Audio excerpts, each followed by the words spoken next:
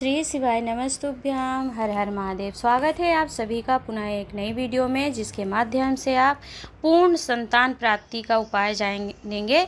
पूर्ण संतान प्राप्ति से तात्पर्य है कि यदि किसी नारी का, किसी स्त्री का गर्भ 4 या 5 महीने ठहर करके गर्भ में ही बच्चा शांत हो जाता है, पूर्ण रूप से जन्म नहीं लेता, 9 माह तक नहीं रहता है, तो आपको पूर्ण संतान प्राप्ति के लिए शूल टंकेश्वर महादेव का उपाय जानेंगे आप। साथ में ही यदि कोई नारी गर्भवती रहती है और उस बीच में सूर्य ग्रहण और चंद्र ग्रहण पड़ता है, तो उसके मध्य में यदि आप एक ऐसा कार्य कर लेते हैं तो आपको संतान पूर्ण प्राप्त होती ही है। साथ में कोई बुरा प्रभाव नहीं पड़ता, वो धर्मात्मा जन्म लेती है और माता पिता की सेवा करने वाली होती है। तो कैसे क्या करना है आपको सूर्य ग्रहण और चंद्र ग्रहण के समय, यह दोनों उपाय आप इस वीडियो के माध्यम से जान पाएंगे।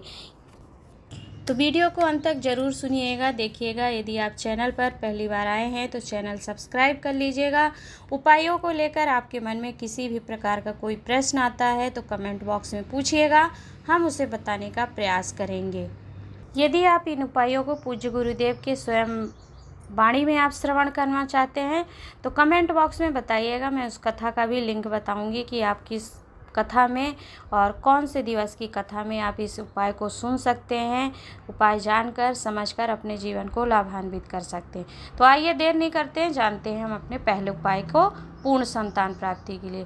तो देखिए, यदि आपका बच्चा गर्भ में शांत हो जाता है, संतान पूर्ण नहीं होती है, 4-5 महीने का या फिर पूरे 9 महीने तक नहीं रह पाता है गर्भ में, तो आपको स्क्रीन पर दिख रहा है यह धतूरे का वृक्ष।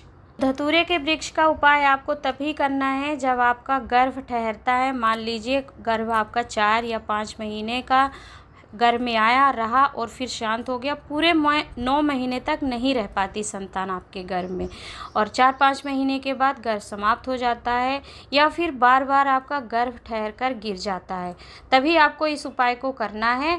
आपको स्क्रीन पर जो धतूरे का वृक्ष दिख रहा है, इसी धतूरे का जो कांटेनुमा फल होता है, इसे तोड़कर आपको लेके आना है।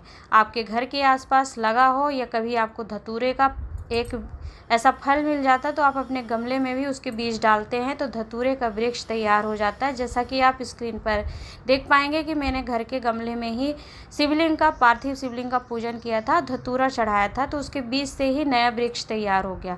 तो आपको इस धतूरे के फल को ले लेना है और इस धतूरे के फल को आपको तोड़ लेना है। धतूरे के फल को आप, उसमें कांटे होते हैं तो आपके हाथों में चुभ सकते हैं, तो किसी भी छोटे से पत्थर या शिला के माध्यम से आप उसे तोड़िए और उसके अंदर का जो गूदा होता है, देखिए जब धतूरा बड़ा हो जाता है तो उसके बीज पक जाते हैं, तो इस तरीके के पके हुए बीज निकलेंगे जो कि गूदे से गिर जाते हैं। यदि फल थोड़ा कच्चा रहेगा तो उसके बीज चिपके ही रहते हैं गूदे में, तो आपको बीज नहीं हटाना है। गूदे के अंदर बीज लगे हैं तो लगे रहने दीजिए, या फिर झड़ जाते हैं तो कोई बात नहीं, बस आपको गूदा लेना है। बीज लगे हैं तो भी चलेगा, गिर जाते हैं तो भी चलेगा, बस गूदा करके आपको क्या करना है, इस गूदे को लेकर के आपको किसी भी बेलपत्र वृक्ष के नीचे इस गूदे को समर्पित कर देना है, रख देना है। इस गूदे को किसका, धतूरे के फल के अंदर का जो गूदा निकलता है उसे निकालकर आपको बेलपत्र के वृक्ष के नीचे रखकर शूल टंकेश्वर महादेव का नाम लेकर उसी गूदे के ऊपर आपको एक कलश का जल लेकर के 3 बार जल समर्पित करना है। कितनी बार जल समर्पित करेंगे आप, मात्र 3 बार, एक ही लोटे का जल। आपको अलग अलग 3 कलश जल नहीं लेना है, एक कलश में, एक लोटे में जो आप जल लेकर के बेलपत्र वृक्ष के नीचे और इस धतूरे के गूदे को लेकर जाएंगे, तो धतूरे का जो गूदा है उसे बेलपत्र वृक्ष के नीचे रख दीजिए और शूल टंकेश्वर महादेव का नाम लेकर के एक ही पात्र का जल 3 बार ऊपर से गूदे के ऊपर थोड़ा थोड़ा गिरा दीजिए। तीसरी बार में पूर्ण जल समर्पित कर दीजिएगा। अभी मैं आपको शिवलिंग के ऊपर गूदा रखकर जल चढ़ा रही हूँ, तो ठीक इसी प्रकार आपको वृक्ष के नीचे गूदे को रखकर जल समर्पित करना है। आपको वहाँ पे शिवलिंग का निर्माण नहीं करना है, क्योंकि स्वयं ही स्वयंभू देव अधिदेव महादेव शिवलिंग के रूप में बेलपत्र वृक्ष के नीचे विराजमान होते हैं बेलकेश्वर महादेव। तो बस आपको उधर रख करके जल समर्पित कर देना है 3 बार और अपने संतान की पूर्ण संतान प्राप्ति की महादेव से प्रार्थना करना है।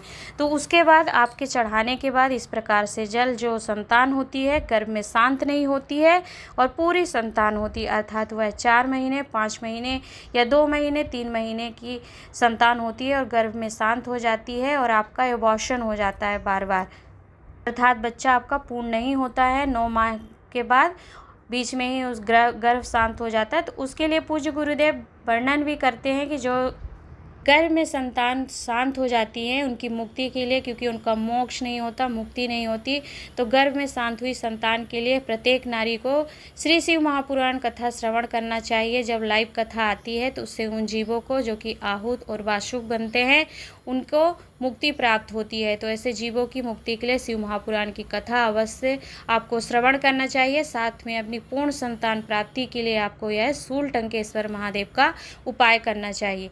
चलिए आपको शूलटंकेश्वर महादेव की क्या महत्वता है थोड़ा सा उसे भी बताने का प्रयास करती हूँ।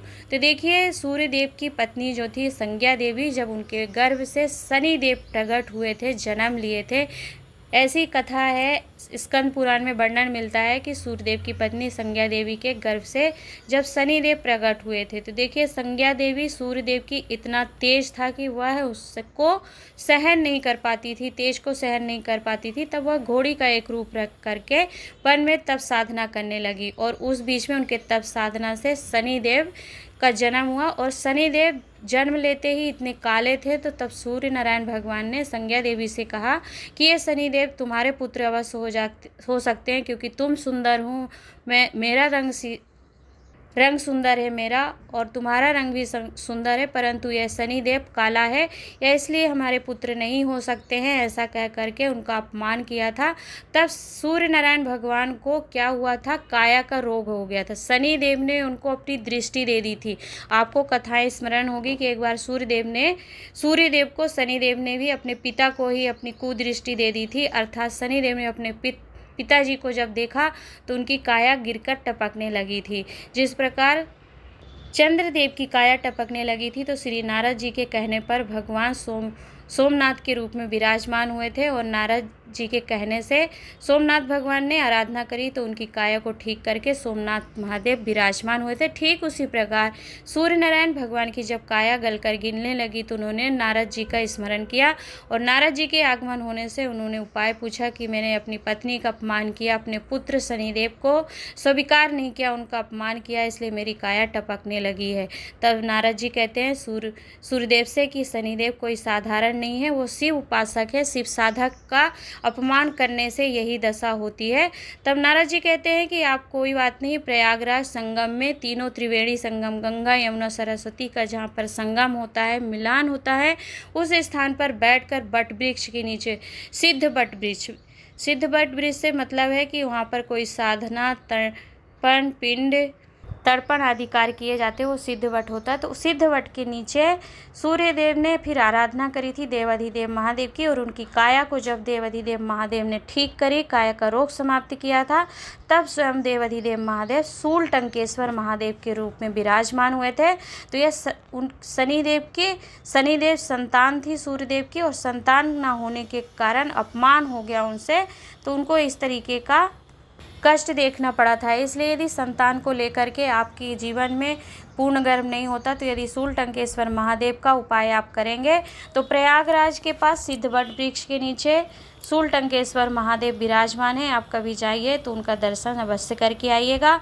आइए जानते हैं हम अपने अगले उपाय को, जो कि संतान प्राप्ति से ही संबंधित उपाय है कि आपको संतान धर्मात्मा और माता पिता की सेवा करने वाली हो, धर्म का विरोध ना करे। तो देखिए, यदि किसी नारी को, किसी स्त्री को यदि गर्भ ठहरा रहता है प्रथम माह से लेकर के 9वें माह तक और उस बीच में ग्रहण पड़ता है, देखिए सूर्य ग्रहण होता है, चंद्र ग्रहण होता है, तो इसका कुछ गर्भवती नारी के गर्भ में जो संतान होती है उस पर कुछ दुष्प्रभाव पड़ते हैं। तो उसका जन्म जब होता है ना, तो उस ग्रह के कारण उसके कुछ अनुकूल या अनुकूल ऐसे उसके कार्य उसके ऐसे होते हैं कि कुछ अनुकूलता में कार्य नहीं करता, अर्थात माता पिता से प्रतिकूल होता है। तो यदि गर्भवती स्त्री किसी भी महीने का गर्भ होता है और सूर्य ग्रहण या चंद्र ग्रहण पड़ता है तो उसको क्या करना चाहिए, तो पूज्य गुरुदेव इसका भी उपाय वर्णन कर चुके हैं। पूज्य गुरुदेव कहते हैं कि यदि गर्भवती नारी अपने प्रथम माह से लेकर 9 माह के बीच में किसी भी माह में यदि नारी स्क्रीन पर आपको दिख रहा है यह लाल रंग की मिट्टी होती, तो या तो आप मिट्टी से या फिर गेरू, आपको लाल रंग का स्क्रीन पर आप देख सकते हैं, और लाल चंदन, इन तीनों में से जो भी, जैसे गांव की जो स्त्रियां हैं उनके पास गेरू है या लाल चंदन नहीं मिलता है तो आप मात्र मिट्टी आपको स्वच्छ स्थान की ही लेके, जब ग्रहण पड़ता है सूर्य ग्रहण और चंद्र ग्रहण, इस आपके गर्भाधान के समय अर्थात 9 माह में जितने भी सूर्य ग्रहण, कभी कभी 2 सूर्य ग्रहण पड़ जाते, कभी चंद्र ग्रहण पड़ जाता है, या फिर एक चंद्र ग्रहण या एक सूर्य ग्रहण ही पड़ते हैं, तो आपके होने वाली संतान पर कोई बुरा प्रभाव नहीं पड़े उसके लिए आपको केवल गेरू ले लेना है, या फिर इस तरीके की जो मिट्टी होती, देखिए गेरू आजकल मार्केट में आप लेने जाएंगे तो लाल रंग की जो मिट्टी होती है उसी को पकड़ा दिया जाता है और कहते हैं कि यही गेरू है, परंतु आपको मैं असली गेरू दिखा रही हूँ। जो आपको स्क्रीन पर गेरू लाल रंग का दिख रहा है, जैसे आप किसी भी शिला पर, गेरू क्या होता है, एक तरह का पत्थर ही होता है लाल रंग का, जिसे आप किसी भी पत्थर पर घिसेंगे तो आसानी से वो रंग दे देता है, लाल रंग का निकलता है घिसने पर। तो आप इसकी पहचान कर लीजिए, यह जो आप स्क्रीन पर देख रहे हैं यह लाल रंग का गेरू है और लाल रंग का चंदन है जो कि लकड़ी का है। तो आपके पास गेरू है तो गेरू, मिट्टी मिल जाए मिट्टी, या फिर लाल रंग का चंदन जो होता है लाल चंदन, उसे लेकर अपने गर्भ में त्रिपुंड लगा लीजिएगा।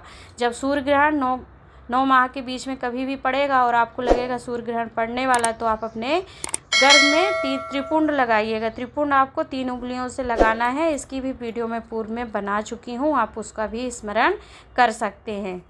तो यदि आप अपने गर्भ पर त्रिपुंड बना लेते हैं प्रथम माह से 9 माह के महीने में किसी भी समय पर, चौथे में, 5वें में, आपकी जब मर्जी हो, बस आपका गर्भाधान के समय पर ही त्रिपुंड धारण करना है। अपने उदर में, गर्भ में आप त्रिपुंड धारण करते हैं तो फिर उससे क्या होगा कि आपके जो बच्चा होगा उस पर विपरीत प्रभाव नहीं पड़ते हैं, और बच्चा विपरीत नहीं होता है, समता में पैदा होता है। और इसका त्रिपुंड लगाने का एक कारण यह भी है कि बच्चा जन्म लेने के बाद क्या होता है कि यदि आप त्रिपुंड धारण करा देते हैं गर्भ में, बच्चा जब रहता है सूर्य ग्रहण और चंद्र ग्रहण के बीच में, तो धर्म का पालन करने वाला होता है, माता पिता और परिवार का विरोध नहीं करता है बच्चा, और उनकी सेवा करता है। क्योंकि चंद्र ग्रहण और सूर्य ग्रहण के समय पर जो संतान जन्म लेती है उसके अंदर कुछ प्रतिकूल ग्रह नक्षत्र ऐसे बन जाते हैं कि अपने परिवार के विरुद्ध जाता है, माता पिता के विरुद्ध जाता है, अपशब्द कहता है, बहुत दुष्प्रभाव आते हैं कभी कभी किसी संतान में। तो इन सभी दुष्प्रभावों से मुक्ति के लिए किसी भी गर्भवती स्त्री नारी को अपने गर्भाधान के 9 माह के बीच में गर्भ में त्रिपुंड अवश्य लगा लेना चाहिए। पूज्य गुरुदेव कहते हैं कि गर्भावस्था में यदि नारी, गर्भस्थ नारी जो होती है, शंकर भगवान को 1 लोटा जल चढ़ाती है तो फिर उसका और उसके बच्चे का बाल बाका नहीं होता है। देवाधिदेव महादेव स्वयं उस बच्चे की रक्षा करते हैं और उसके जन्म से लेकर मृत्यु तक की पूर्ण जिम्मेदारी देवाधिदेव महादेव की होती। और बच्चा जो जन्म लेता है सतमार्गी होता है, धर्मात्मा होता है, अर्थात धर्म के रास्ते पर चलने वाले होते हैं। तो आशा करती हूँ कि पूज्य गुरुदेव ने इन दोनों उपायों का वर्णन अपनी श्री त्रिपुंड शिव महापुराण कथा में सूर्य ग्रहण में लाल चंदन लगाने का उपाय वर्णन किया था, उसे आप समझ पाए होंगे। दूसरा उपाय जो कि शूल टंकेश्वर महादेव का उपाय है, इसका वर्णन पूज्य गुरुदेव ने श्री शिव पंचायत शिव महापुराण कथा जो कि 2022 में छत्तीसगढ़ राजनांदगांव से श्रवण करवाई थी, उसमें तृतीय दिवस में इस उपाय का वर्णन किया था। तो यदि पूज्य गुरुदेव की कथाओं में इन दोनों उपायों को आप श्रवण करना चाहते हैं, ये दोनों उपाय तृतीय दिवस की कथा में ही वर्णित है। पहला उपाय था जो कि चंद्र ग्रहण सूर्य ग्रहण वाला, उस उपाय का वर्णन भी तृतीय दिवस की कथा में है। वर्णन 2022 की ही शिव महापुराण कथा में वर्णन किया है पूज्य गुरुदेव ने। और प्रथम उपाय जो कि संतान प्राप्ति का था, जो कि पूर्ण संतान प्राप्ति का, इसका उपाय वर्णन पूज्य गुरुदेव ने 2022 की शिव महापुराण जो कि शिव पंचायत शिव महापुराण कथा है, उसमें आप इस उपाय को स्वयं भी अपनी श्रवण शक्ति से स्मरण कर सकते हैं। आशा करती हूँ कि वीडियो आपके लिए उपयोगी और लाभप्रद रही होगी। तो कृपया करके वीडियो को लाइक एंड शेयर जरूर कीजिएगा, जिससे ज़रूरतमंद लोगों तक यह वीडियो पहुँचे और उनको भी इसका लाभ प्राप्त हो। कुछ पूछना हो तो पूछ लीजिएगा। मिलूंगी एक नए उपाय, नई जानकारी के साथ। तब तक के लिए नमः शिवाय। ओम हर हर महादेव।